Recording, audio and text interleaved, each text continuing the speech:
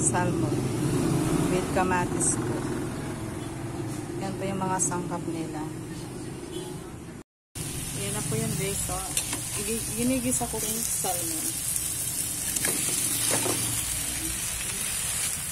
Ito guys. Talagyan po natin na katamtaman lang po yung tubig. Yan po yun. Yan po yung ano ko guys.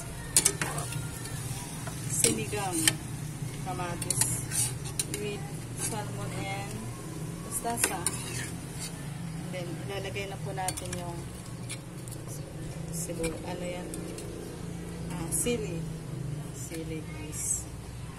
Yan na. Ito na po yung sinigang ko with kamatis guys. Finish. Ayan na po. Ayan na po yung resulta ng aking sinigang with kamatis.